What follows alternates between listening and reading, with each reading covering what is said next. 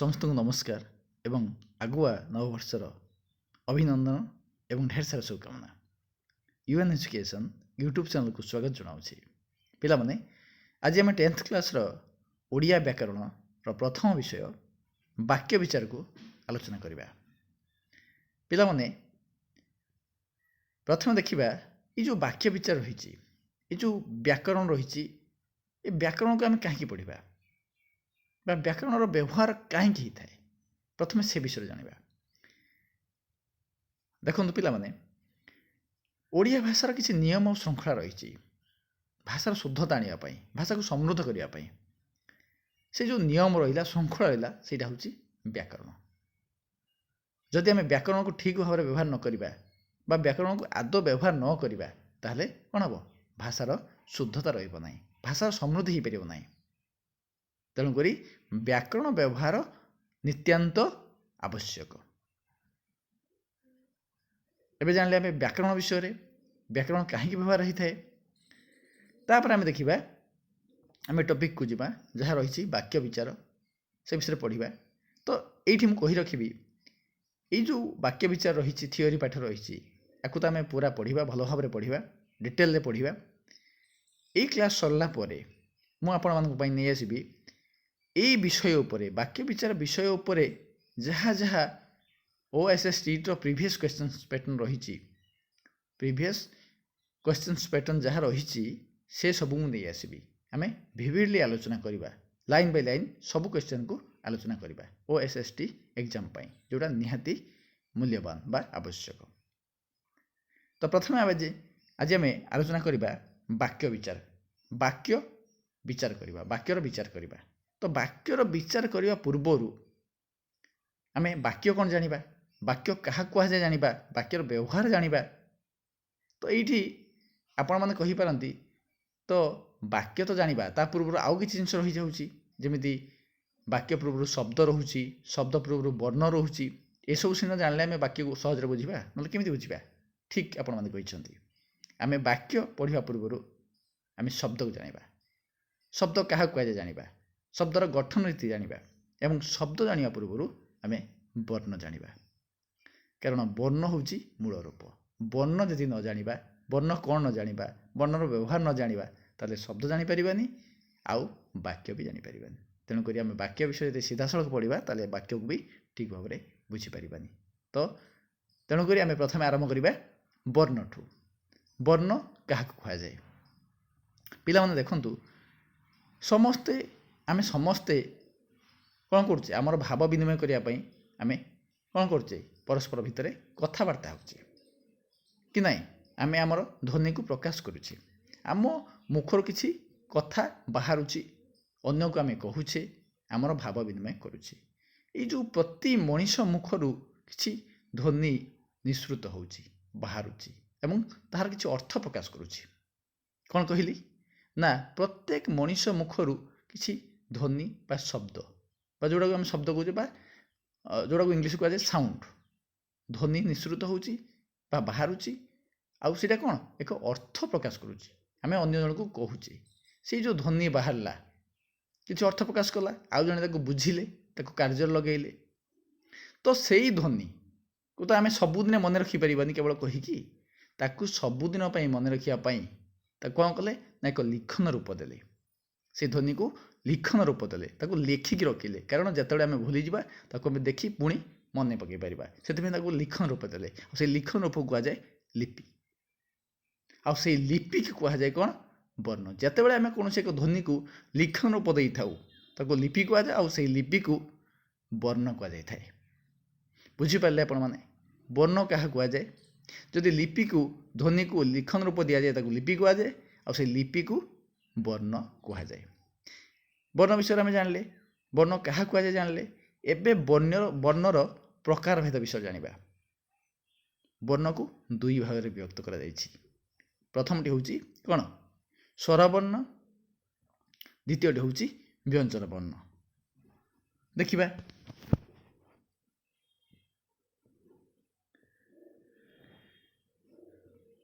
देखंतु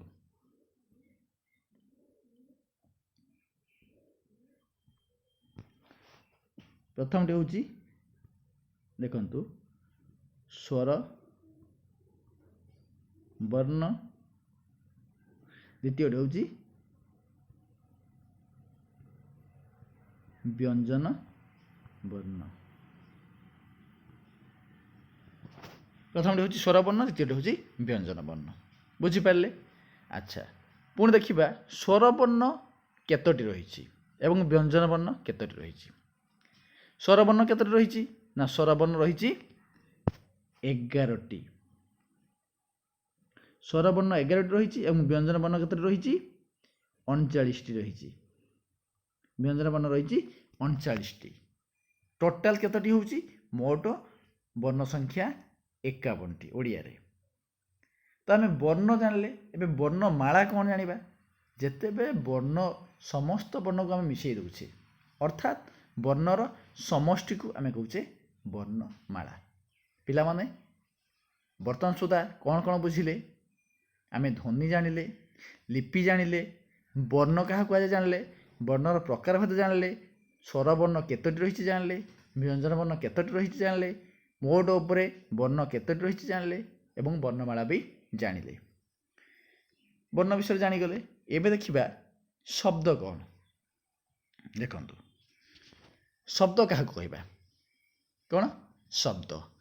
ଆଚ୍ଛା, ଏକ ବା ଏକାଧିକ, ଏକ ବା ଏକରୁ ଅଧିକ ବର୍ଣ୍ଣ ମିଳିତ ହୋଇ, ଭଲ ଭାବରେ ଶୁଣନ୍ତୁ, ଏକ ବା ଏକରୁ ଅଧିକ ବର୍ଣ୍ଣ ମିଳିତ ହୋଇ ମନର ଭାବକୁ ସମ୍ପୂର୍ଣ୍ଣ ରୂପେ ପ୍ରକାଶ କଲେ, ଅର୍ଥାତ୍ ସମ୍ପୂର୍ଣ୍ଣ ଅର୍ଥ ପ୍ରକାଶ କରୁଥିଲେ, ତାହାକୁ ଆମେ ଶବ୍ଦ କହିବା। ବୁଝିପାରିଲା କି? ଆଉ ଥରେ କହିଦେଉଛି। ଏକ ବା ଏକରୁ ଅଧିକ ବର୍ଣ୍ଣ ମିଳିତ ହୋଇ ସମ୍ପୂର୍ଣ୍ଣ ରୂପେ ଅର୍ଥ ପ୍ରକାଶ କଲେ ବା ମନର ଭାବକୁ ସମ୍ପୂର୍ଣ୍ଣ ରୂପେ ପ୍ରକାଶ କଲେ, ତାହାକୁ ଆମେ ଶବ୍ଦ କହିଥାଉ। ଦେଖିବା ଗୋଟେ ଉଦାହରଣ ନେବା। ଦେଖନ୍ତୁ, ମୁଁ ଯଦି ଲେଖିବି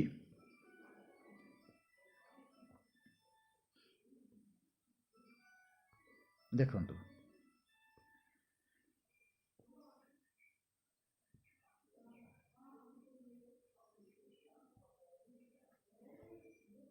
ଦେଖନ୍ତୁ ଯଦି ମୁଁ ଗୋଟେ ଲେଖିବି ଶବ୍ଦ, କ'ଣ ଲେଖିଲି? ମଣିଷ। କ'ଣ ଲେଖିଲି? ମଣିଷ ଲେଖିଲି। ଆଚ୍ଛା, ଦେଖନ୍ତୁ ଏଇଠି ଇଏ ଗୋଟେ ବର୍ଣ୍ଣ, ଇଏ ଗୋଟେ ବର୍ଣ୍ଣ, ଇଏ ଗୋଟେ ବର୍ଣ୍ଣ। କେତୋଟି ବର୍ଣ୍ଣ ଅଛି?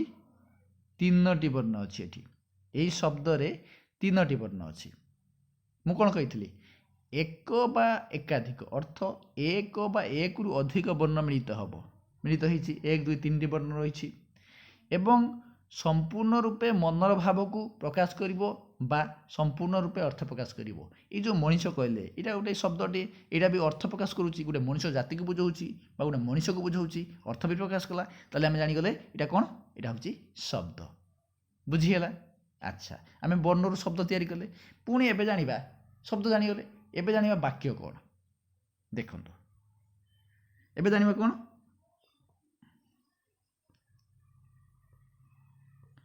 ଏବେ ଜାଣିବା ବାକ୍ୟ କ'ଣ। କ'ଣ? ବାକ୍ୟ। ବାକ୍ୟ ବିଷୟରେ ଜାଣିବା। ତ ସେମିତି ଏକ ବା ଏକରୁ ଅଧିକ ଶବ୍ଦ ମିଳିତ ହୋଇ, ଏକ ବା ଏକରୁ ଅଧିକ ଶବ୍ଦ ମିଳିତ ହୋଇ ସମ୍ପୂର୍ଣ୍ଣ ରୂପେ ମନର ଭାବକୁ ପ୍ରକାଶ କରୁଥିଲେ ବା ସମ୍ପୂର୍ଣ୍ଣ ରୂପେ ଅର୍ଥ ପ୍ରକାଶ କରୁଥିଲେ, ତାହାକୁ ଆମେ ବାକ୍ୟ କହିବା। ଅତି ସହଜ।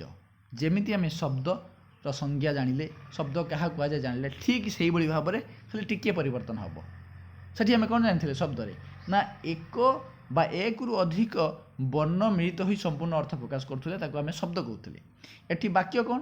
ନା ଏକ ବା ଏକରୁ ଅଧିକ ଶବ୍ଦ ମିଳିତ ହୋଇ ସମ୍ପୂର୍ଣ୍ଣ ରୂପେ ଅର୍ଥ ପ୍ରକାଶ କରୁଥିଲେ, ତାହାକୁ ଆମେ ବାକ୍ୟ କହିବା।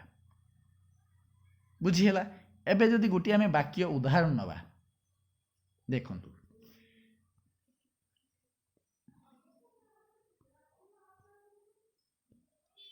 ଦେଖନ୍ତୁ ମୁଁ ଏବେ ଗୋଟେ ବାକ୍ୟ ଲେଖିବି। ମୁଁ ଭାତ ଖାଏ। କ'ଣ ଲେଖିଲି? ମୁଁ ଭାତ ଖାଏ। ଦେଖନ୍ତୁ ଏଇଠି କ'ଣ ଡେଫିନେସନ୍ ବା ସଂଜ୍ଞା କ'ଣ ଥିଲା? ଏକରୁ ଅଧିକ, ଏକ ବା ଏକରୁ ଅଧିକ କ'ଣ ଥିବ? ଶବ୍ଦ ଥିବ। ଦେଖନ୍ତୁ ଏଇଠି ଗୋଟେ ଶବ୍ଦ ଅଛି, ଇଏ ଗୋଟେ ଶବ୍ଦ ଅଛି, ଇଏ ଗୋଟେ ଶବ୍ଦ ଅଛି, ତିନୋଟି ଶବ୍ଦ ଅଛି। ଏକରୁ ଅଧିକ ଶବ୍ଦ ଆସିଲା, ତାପରେ କ'ଣ ନା ସମ୍ପୂର୍ଣ୍ଣ ରୂପେ ମନର ଭାବକୁ ପ୍ରକାଶ କରୁଥିବ। ମନର ଭାବକୁ ପ୍ରକାଶ କରୁଛି ବା ସମ୍ପୂର୍ଣ୍ଣ ରୂପେ ଅର୍ଥ ପ୍ରକାଶ କରୁଥିବ। ମୁଁ ଭାତ ଖାଏ ଗୋଟେ ପୁରା କମ୍ପ୍ଲିଟ୍ ସେଣ୍ଟେନ୍ସ ବା ଏଇ ବାକ୍ୟଟି ସମ୍ପୂର୍ଣ୍ଣ ହେଉଛି ଗୋଟେ ଅର୍ଥ ପ୍ରକାଶ କରୁଛି, ସମ୍ପୂର୍ଣ୍ଣ ଅର୍ଥ ପ୍ରକାଶ କରୁଛି। ତ ଆମେ ଜାଣିଗଲେ କ'ଣ ଏଇଟା ହେଉଛି ବାକ୍ୟ। ବୁଝିଗଲା? ଆଉ ଡାଉଟ୍ ଅଛି କି? ଯଦି ଅଛି କୁହନ୍ତୁ। ଅଛି କି? ନା, ଠିକ୍ ଅଛି। ଆମେ ଜାଣିଲେ, ବାକ୍ୟ ବି ଜାଣିଗଲେ। ଏବେ ବାକ୍ୟର ସଂଜ୍ଞା ଜାଣିଗଲେ। ଏବେ ଦେଖିବା ବାକ୍ୟ ବିଚାର, ବାକ୍ୟକୁ କେମିତି ବିଚାର କରିବା ସେ ବିଷୟରେ ଆସିବା। ଅର୍ଥ ଏବେ ଆମେ ଆସିବା ପୁରା ମେନ୍ ଟପିକ୍କୁ। ଠିକ୍ ଅଛି, ଆରମ୍ଭ କରିବା। ଦେଖନ୍ତୁ କ'ଣ ଅଛି ନା ବାକ୍ୟ ବିଚାର ପଡ଼ିବା। ପ୍ରଥମେ କ'ଣ ଅଛି ନା କହି ଜାଣିଲେ କଥା ସୁନ୍ଦର, ବାନ୍ଧି ଜାଣିଲେ ମଥା ସୁନ୍ଦର।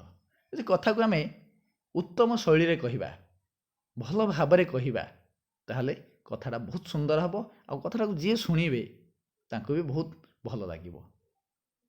କଥାଟା ଶ୍ରୁତି ମଧୁର ହେବା ଦରକାର, ତାହେଲେ ଯାଇକି ଆଉ ଅନ୍ୟ ଜଣେ ଖୁସି ହେବେ। ତ ଠିକ୍ ଅଛି, ଦେଖିବା।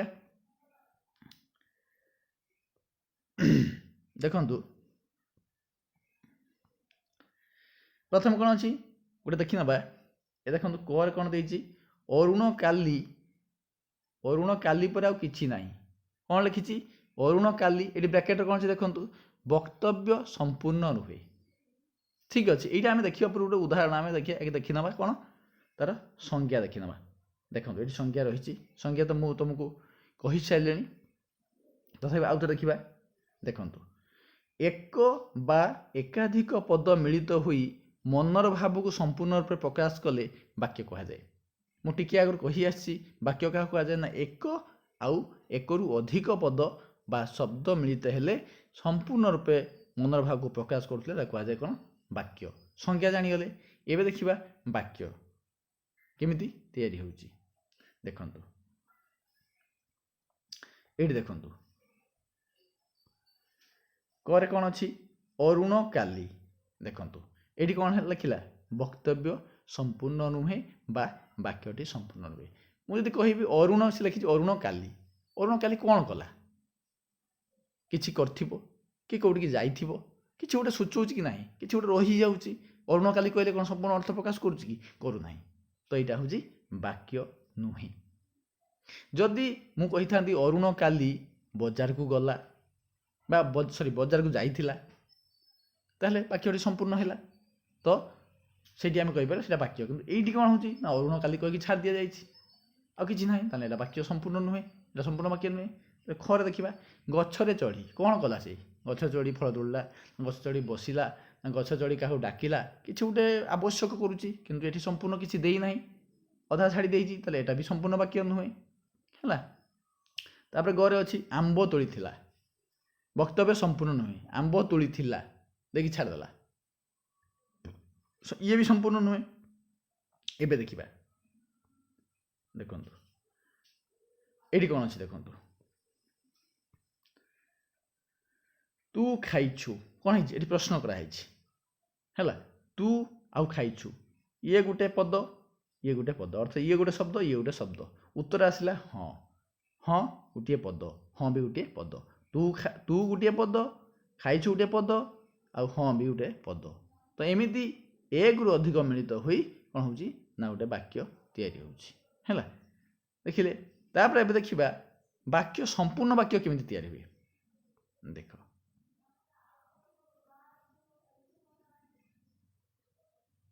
ଏଇଟା ଆମେ ଦେଖିନେବା। ଦେଖନ୍ତୁ ଏଠି କ'ଣ ଅଛି?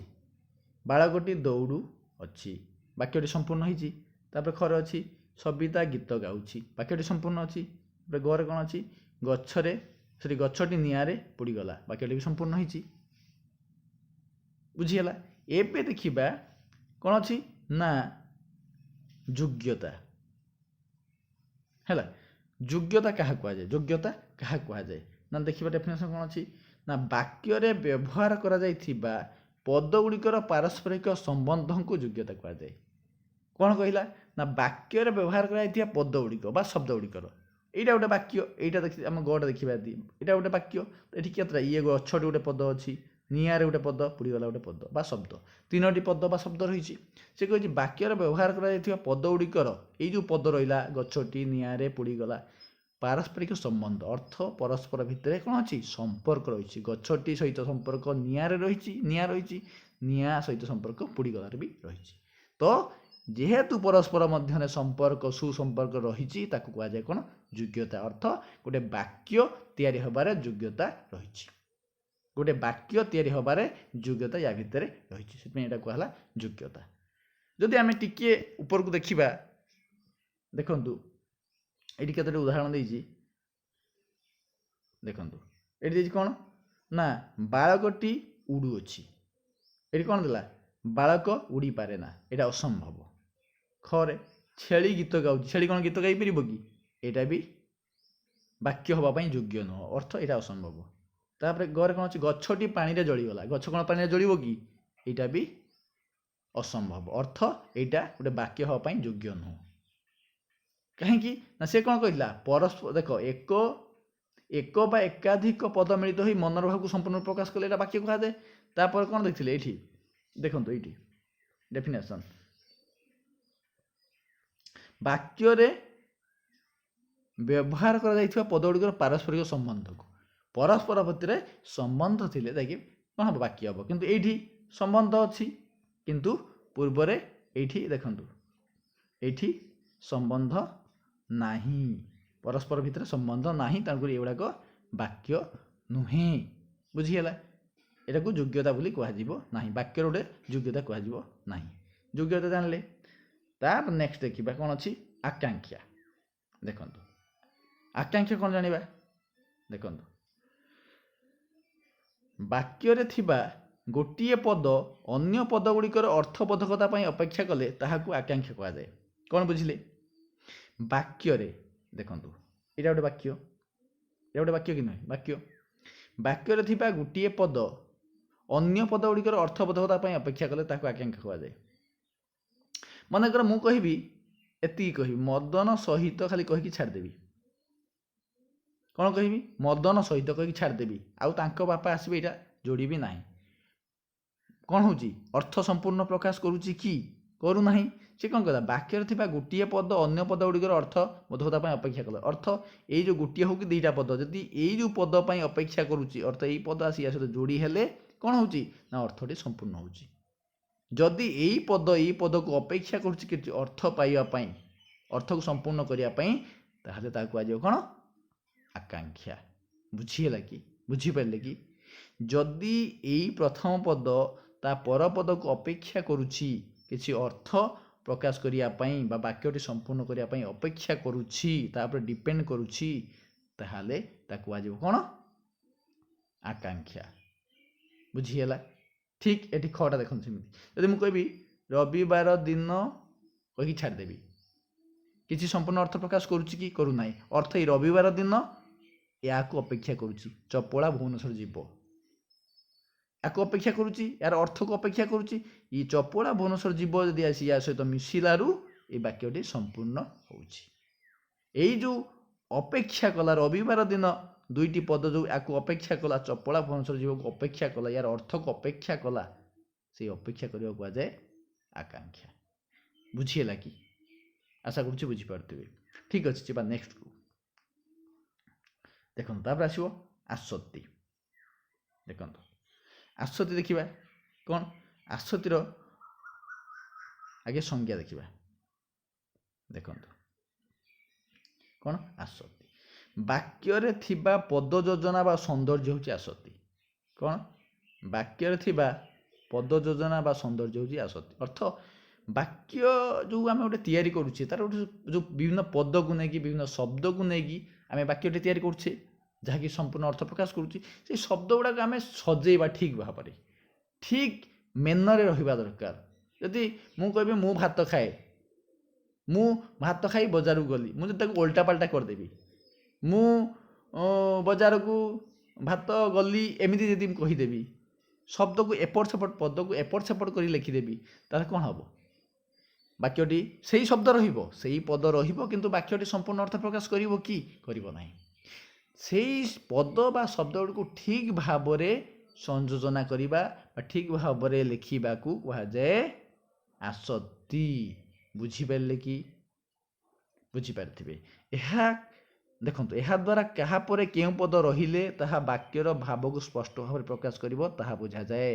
ଏହା କୁହାଯାଏ ଆସକ୍ତି ବା ପଦବିନ୍ୟାସ। ଆସକ୍ତି କୁହାଯିବ ବା ପଦବିନ୍ୟାସ କୁହାଯାଏ। କାହା ପରେ କେଉଁ ପଦ ବା କେଉଁ ଶବ୍ଦ ରହିଲେ ବାକ୍ୟଟି ସମ୍ପୂର୍ଣ୍ଣ ରୂପେ ଅର୍ଥ ପ୍ରକାଶ କରିବ, ସେଇଟା ହେଉଛି ପଦବିନ୍ୟାସ ବା ଆସକ୍ତି। ଡେଫିନେସନ୍ ବା ସଂଜ୍ଞା ଜାଣିଲେ, ଉଦାହରଣ ଟିକେ ଦେଖିବା। ଦେଖନ୍ତୁ, ଏଠି କ'ଣ ଅଛି? କ ବାକ୍ୟରେ ହୋଇ ହେଲେ ପ୍ରାପ୍ତ ବୁଦ୍ଧତ୍ୱ ଗୌତମ ତପସିଦ୍ଧ। ଆଉ ଥରେ ଦେଖନ୍ତୁ, ହୋଇ ହେଲେ ପ୍ରାପ୍ତ ବୁଦ୍ଧତ୍ୱ ଗୌତମ ତପସିଦ୍ଧ। ବାକ୍ୟ ସବୁ ଅର୍ଥ ଶବ୍ଦ ଅଛି, ପଦ ଅଛି, କିନ୍ତୁ ପଦ ଗୁଡ଼ିକର ସଂଯୋଜନା ଠିକ୍ ଭାବରେ ହେଇନାହିଁ। ତାପରେ ଖଟା ଦେଖିବା, ଉଭୟ ଏ ମିଶି ଛବି ଓ ବନ୍ଦନା ଆଙ୍କିଛନ୍ତି ଚନ୍ଦନା। ଦେଖନ୍ତୁ, ସବୁ ଶବ୍ଦ ଅଛି, କିନ୍ତୁ ସବୁ କ'ଣ ହେଇଛି? ଏପଟ ସେପଟ ହେଇ ଲେଖାଯାଇଛି, ଯାହାଫଳରେ ସମ୍ପୂର୍ଣ୍ଣ ଅର୍ଥ ଜମା ପ୍ରକାଶ କରୁନାହିଁ। ଆକୁ ଯଦି ଆମେ ସଜେଇକି ଲେଖିବା, ପଦ ସଂଯୋଜନା କରି ଲେଖିବା ବା ଆସକ୍ତି କରିବା, ତାହେଲେ କେମିତି ହେବ? ଦେଖନ୍ତୁ, ଏଇଠି ଅଛି ଗୌତମ। ଦେଖନ୍ତୁ, ଏଇଠି ଗୌତମ ଅଛି, ଏଇ ଗୌତମ ଶବ୍ଦଟି ଏଇଠି ଅଛି କି ନାହିଁ ଦେଖିବା, ଏଇଠି ଅଛି। ଆଚ୍ଛା, ତପସିଦ୍ଧ ଏଠି ଶବ୍ଦଟି ଅଛି, ଏଇ ତପସିଦ୍ଧ ଶବ୍ଦଟି ଏଠି ବି ଅଛି। ହୋଇ ଏଠି ଅଛି, ଏଠି ବି ହୋଇ ଅଛି। ତାପରେ ବୁଦ୍ଧତ୍ୱ ଏଠି ଅଛି, ଏଠି ବି ଅଛି ବୁଦ୍ଧତ୍ୱ। ପ୍ରାପ୍ତ ଏଠି ଅଛି, ଏଠି ବି ଅଛି ପ୍ରାପ୍ତ। ଏଠି ଅଛି ହେଲେ, ଏଠି ଅଛି ବି ହେଲେ। ଦେଖନ୍ତୁ, ଏଠି ଯେଉଁ ଶବ୍ଦ ଅଛି ଏଠି ସେଇ ଶବ୍ଦ ଅଛି, କିନ୍ତୁ ଏଠି କ'ଣ ଲେଖା ହେଇଛି? ଗୌତମ ତପସିଦ୍ଧ ହୋଇ ବୁଦ୍ଧତ୍ୱ ପ୍ରାପ୍ତ ହେଲେ। କ'ଣ କହିଲି? ଗୌତମ ତପସିଦ୍ଧ ହୋଇ ବୁଦ୍ଧତ୍ୱ ପ୍ରାପ୍ତ ହେଲେ। ଏଇ ଯେଉଁ ପଦ ଗୁଡ଼ିକ ମିଳିତ ହୋଇଛି ବା ଶବ୍ଦ ଗୁଡ଼ିକ ମିଳିତ ହୋଇ ବାକ୍ୟଟି ହେଇଛି, ଏ ବାକ୍ୟଟି ସମ୍ପୂର୍ଣ୍ଣ ଅର୍ଥ ପ୍ରକାଶ କରୁଛି। ତାହେଲେ ଏଇଟା ହେଉଛି କ'ଣ? ଗୋଟେ ବାକ୍ୟ। କିନ୍ତୁ ଏଇ ଶବ୍ଦ ଏଠି ବି ଅଛି, କିନ୍ତୁ ଏଠି ସମ୍ପୂର୍ଣ୍ଣ ଅର୍ଥ ପ୍ରକାଶ କରୁନାହିଁ। ଅର୍ଥାତ୍ ଏଠି ପଦ ସଂଯୋଜନା ବା ଆସକ୍ତି ଠିକ୍ ଭାବରେ ହେଇନାହିଁ। ବୁଝିପାରିଲେ କି? ଆସକ୍ତି କାହାକୁ କୁହାଯାଏ? ଏଇଟା ହେଉଛି ଆସକ୍ତି ବା ପଦ ସଂଯୋଜନା। ହେଲା, ଏଇଟା ଆସକ୍ତି ବା ପଦ ସଂଯୋଜନା।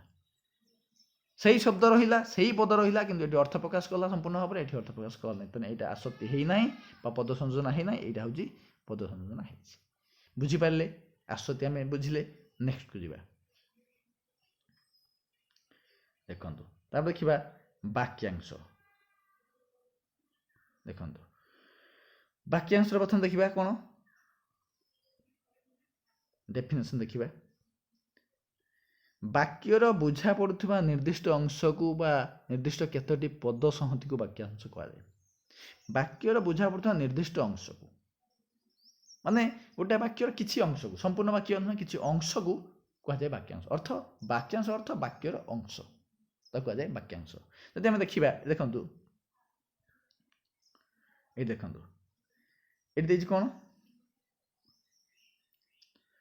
କରେ ଅଛି ହରିହରଙ୍କ କଥା ଶୁଣି ମା, ତାପରେ ଆଉ କିଛି ନାହିଁ। ଖରେ କ'ଣ ଅଛି? ଘଣ୍ଟା ବାଜିଲା ଅଥଚ ପିଲାମାନେ, ଆଉ କିଛି ନାହିଁ। ଅର୍ଥ, ଏ ବାକ୍ୟଟି ସମ୍ପୂର୍ଣ୍ଣ ହେଇଛି କି? ହେଇନାହିଁ। ହରିହରଙ୍କ କଥା ଶୁଣି ମା କ'ଣ କଲେ? କିଛି ଦେଇନାହିଁ, ଅସମ୍ପୂର୍ଣ୍ଣ ରହିଗଲା। ଘଣ୍ଟା ବାଜିଲା ଅଥଚ ପିଲାମାନେ, କିଛି ତାପରେ ନାହିଁ, ଇଏ ବି ଅସମ୍ପୂର୍ଣ୍ଣ ରହିଗଲା। ଦେଖନ୍ତୁ, ତାପରେ କ'ଣ ଅଛି?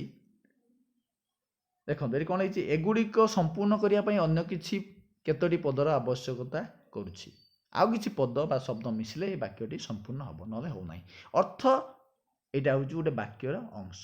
ବାକ୍ୟଟି ସମ୍ପୂର୍ଣ୍ଣ ହେଇଛି କି? ବାକ୍ୟର କିଛି ଅଂଶ ଏଇଟା ରହିଛି। ଏଇଠି ଆମେ ଆଉ ଗୋଟେ ଉଦାହରଣରୁ ବୁଝିବା। ଦେଖ, ଏଇଠି କ'ଣ ଦେଇଛି? ହରିହରଙ୍କ କଥା ଶୁଣି ମା ଆଶ୍ଚର୍ଯ୍ୟ ହେଲେ। ତ ଏଇ ପୂର୍ବ ବାକ୍ୟରେ ଏଇଠି ଦେଖିଥିଲେ କ'ଣ? ମା ପର୍ଯ୍ୟନ୍ତ ଥିଲା, ଏଇଠି କ'ଣ ହେଇଛି? ଯୋଡ଼ିଛି ଆଶ୍ଚର୍ଯ୍ୟ ହେଲେ। ତ ଏଇଠି କ'ଣ ହେଉଛି? ବାକ୍ୟଟି ସମ୍ପୂର୍ଣ୍ଣ ହେଉଛି କି ନାହିଁ? ଖରେ ଦେଖିବା, ଘଣ୍ଟା ବାଜିଲା ଅଥଚ ପିଲାମାନେ ଶ୍ରେଣୀକୁ ଆସିଲେ ନାହିଁ। এইটা କ'ଣ ଏଡ୍ ହେଇଛି ହେଲା। ଘଣ୍ଟା ବାଜିଲା ଅଥଚ ପିଲାମାନେ ଏତିକି ପର୍ଯ୍ୟନ୍ତ ଥିଲା ଏଇଠି। ତ ଏଇଠି କ'ଣ ଯୋଡ଼ା ହେଇଛି ନା ଶ୍ରେଣୀକୁ ଆସିଲା ନାହିଁ। ଦେଖନ୍ତୁ ମୂଳ ବାକ୍ୟ ଦୁଇଟି ସହିତ ମୋଟା ଅକ୍ଷର ଲିଖିତ ପଦ ଗୁଡ଼ିକ ଯୋଡ଼ି ଯିବାରୁ ବାକ୍ୟଦ୍ୱୟ ସମ୍ପୂର୍ଣ୍ଣ ହେଲେ। ପ୍ରଥମେ ଦିଆଯାଇଥିବା ଅଂଶ ପୂର୍ଣ୍ଣ ବାକ୍ୟର ଏକ ଅଂଶ। ଏଇ ଯେଉଁ ପ୍ରଥମେ ଯେଉଁ ଦିଆହେଇଛି ଏଇଟା ହେଉଛି କ'ଣ ପୂର୍ଣ୍ଣ ବାକ୍ୟର ଏକ ଅଂଶ, ତେଣୁ ଏହା ହେଉଛି ବାକ୍ୟାଂଶ। ଅର୍ଥ ଏଇଟା ହେଉଛି ପୂର୍ଣ୍ଣ ବାକ୍ୟ, ଏଇଟା ହେଉଛି ପୂର୍ଣ୍ଣ ବାକ୍ୟ ହେଲା। ପୂର୍ଣ୍ଣ ବାକ୍ୟର ଏଇଟା ହେଉଛି ଗୋଟେ ଅଂଶ, ଏଇଟା ହେଉଛି ଅଂଶ। ଅର୍ଥ ଏଇଟା ସମ୍ପୂର୍ଣ୍ଣ ହେଇନି, ଇଏ ହେଉଛି ପୂର୍ଣ୍ଣ ବାକ୍ୟର ଖଣ୍ଡେ ଖଣ୍ଡେ ଅଂଶ। ତ ଏଇ ବାକ୍ୟର ଯେଉଁଟା ଅଂଶ ହେଲା ବା ପୂର୍ଣ୍ଣ ବାକ୍ୟର ଯେଉଁଟା ଅଂଶ ହେଲା ସେଇଟା କୁହାଯାଏ ବାକ୍ୟାଂଶ। କ'ଣ ହେଲା? ଏଇଟା ହେଉଛି ବାକ୍ୟାଂଶ, ଅର୍ଥ ବାକ୍ୟର ଏକ ଅଂଶ। ଯେତେବେଳେ ବାକ୍ୟଟି ସମ୍ପୂର୍ଣ୍ଣ ହେଉନଥିବ, କିଛି ଅଂଶ କେବଳ ଦେଇଥିବ, ସେଇଟା ହେଉଛି ବାକ୍ୟାଂଶ। ବୁଝିହେଲା ବାକ୍ୟାଂଶ। ତାପରେ ଯିବା ଖଣ୍ଡ ବାକ୍ୟକୁ। ଦେଖନ୍ତୁ ଦେଖିବା କ'ଣ ଦେଇଛି। ସମସ୍ତ ବାକ୍ୟର ସମାପିକା କ୍ରିୟାଯୁକ୍ତ ଅଂଶଟିକୁ ଖଣ୍ଡ ବାକ୍ୟ କୁହାଯାଏ। ଏଇଠି ଦେଖନ୍ତୁ କ'ଣ ଦେଇଛି, ସମସ୍ତ ବାକ୍ୟର ସମାପିକା କ୍ରିୟାଯୁକ୍ତ ଅଂଶଟିକୁ ଖଣ୍ଡ ବାକ୍ୟ କୁହାଯାଏ। ତ ପ୍ରଥମେ ଜାଣିବା ସମାପିକା କ୍ରିୟା କ'ଣ।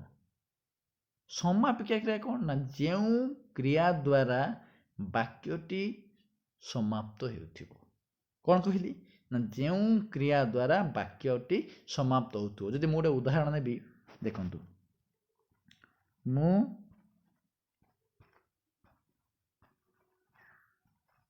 କ'ଣ ଲେଖିଲି, ମୁଁ ଖେଳେ ହେଲା। ମୁଁ ଖେଳେ। ଦେଖନ୍ତୁ ଏଠି ମୁଁ ହେଉଛି କର୍ତ୍ତା, ଖେଳେ ହେଉଛି କ୍ରିୟା। ସେ କ'ଣ କହିଛି, ଯେଉଁ କ୍ରିୟା ଦ୍ୱାରା ବାକ୍ୟଟି ସମାପ୍ତ ହେଉଥିବ ସେଇଟା ହେଉଛି ସମାପିକା କ୍ରିୟା। ଅର୍ଥ ଏଇଟା ହେଉଛି ସମାପିକା କ୍ରିୟା। ଏହି କ୍ରିୟା ଦ୍ୱାରା ବାକ୍ୟଟି ସମାପ୍ତ ହେଉଛି। ଯଦି ମୁଁ କହିଥାନ୍ତି ମୁଁ ଖେଳି ସାରି ବଜାରକୁ ଗଲି, ମୁଁ ଯଦି କହିଥାନ୍ତି ମୁଁ ଖେଳି ସାରି ବଜାରକୁ ଗଲି, ତାହେଲେ କ'ଣ ହେଉଛି ନା ସେଇ କ୍ରିୟା ଦ୍ୱାରା ସମାପ୍ତ ହେଉଛି କି ନା, ସେ କ୍ରିୟା ପରେ ଆଉ କିଛି ଅଂଶ ବି ରହିଯାଉଛି।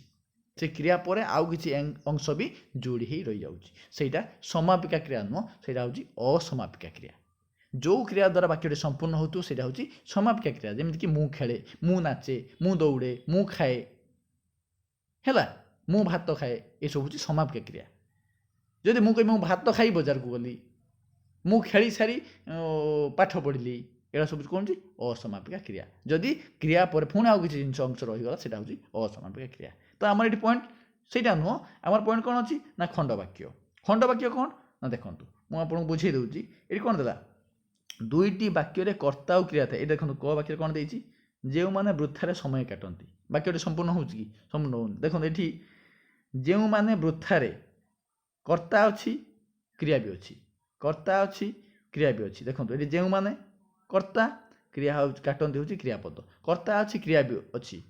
ତାପରେ ଦେଖନ୍ତୁ ଖ ବାକ୍ୟରେ କ'ଣ ଅଛି, କ'ଣ କିଏ ହେଉଛି କର୍ତ୍ତା, ହେବ ହେଉଛି କ୍ରିୟାପଦ, କର୍ତ୍ତା ଅଛି କ୍ରିୟା ଅଛି। ସେ କ'ଣ କହିଲା, ଦୁଇଟି ବାକ୍ୟରେ କର୍ତ୍ତା ଆଉ କ୍ରିୟା ଥାଇ ମଧ୍ୟ ଏହା ମନୋଭାବ ସମ୍ପୂର୍ଣ୍ଣ ରୂପେ ପ୍ରକାଶ କରୁନାହିଁ। କର୍ତ୍ତା ଅଛି, ଦେଖନ୍ତୁ ଏଠି କର୍ତ୍ତା ଅଛି କ୍ରିୟା ବି ଅଛି, କିନ୍ତୁ ବାକ୍ୟଟି ସମ୍ପୂର୍ଣ୍ଣ ରୂପେ ପ୍ରକାଶ କରୁଛି କି ଯେଉଁମାନେ ବୃଥାରେ ସମୟ କାଟନ୍ତି। ତାପରେ କ'ଣ କିଛି ଗୋଟେ ଜିନିଷ ରହିଯାଉଛି, କିଛି ଗୋଟେ ଜିନିଷ ସେ ଆବଶ୍ୟକ କରୁଛି, ତ ସମ୍ପୂର୍ଣ୍ଣ ହେଉନାହିଁ। କର୍ତ୍ତା ଅଛି କ୍ରିୟା ଅଛି କିନ୍ତୁ ବାକ୍ୟଟି ସମ୍ପୂର୍ଣ୍ଣ ହେଉନି। ଯଦି କର୍ତ୍ତା ଆଉ କ୍ରିୟା ଥାଇ ବାକ୍ୟରେ ବାକ୍ୟଟି ସମ୍ପୂର୍ଣ୍ଣ ରୂପେ ଅର୍ଥ ପ୍ରକାଶ କରୁନି ବା ସମ୍ପୂର୍ଣ୍ଣ ରୂପେ ମନର ଭାବକୁ ପ୍ରକାଶ କରୁନାହିଁ, ତାହେଲେ ତାକୁ କୁହାଯାଏ କ'ଣ ଖଣ୍ଡ ବାକ୍ୟ। ତାକୁ କୁହାଯାଏ ଖଣ୍ଡ ବାକ୍ୟ। ଆଉ ଥରେ ମୁଁ ଲେଖିଦେଉଛି, ଦେଖନ୍ତୁ ତାକୁ କୁହାଯାଏ ଖଣ୍ଡ ବାକ୍ୟ। ଯଦି ବାକ୍ୟରେ କର୍ତ୍ତା ଆଉ କ୍ରିୟା ଦୁଇଟା ଯାକ ଥାଇ ମଧ୍ୟ ବାକ୍ୟଟି ସମ୍ପୂର୍ଣ୍ଣ ହେଉନାହିଁ, ତାକୁ କୁହାଯାଏ ଖଣ୍ଡ ବାକ୍ୟ। ପିଲାମାନେ ମୁଁ ଆଶା କରୁଛି ଆପଣମାନେ ଆଜିର ଏଇ କ୍ଲାସ୍କୁ ଭଲ ଭାବରେ ବୁଝିପାରିଥିବେ। ଏଇ କ୍ଲାସ୍ଟି ଆପଣମାନଙ୍କ ପାଇଁ ନିଶ୍ଚିତ ମୂଲ୍ୟବାନ ହେଇଥିବ, କିଛି ଏଥିରୁ ଆପଣ ଶିଖିଥିବେ ଏହା ମୁଁ ଆଶା କରୁଛି। ଯଦି ଆପଣମାନଙ୍କର କିଛି ଡାଉଟ୍ସ ରହିଯାଇଛି ନିଶ୍ଚିତ ମୋତେ କମେଣ୍ଟ ବକ୍ସରେ ଜଣାଇବେ, ମୁଁ ତା'ର ଆନ୍ସର୍ ନିଶ୍ଚିତ ରଖିବି। ଠିକ୍ ଅଛି, ଆଜି କ୍ଲାସ୍କୁ ଆମେ ଏଇଠି ରଖିବା। ପରବର୍ତ୍ତୀ କ୍ଲାସ୍ ପୁଣି ମୁଁ ନେଇ ଆସିବି।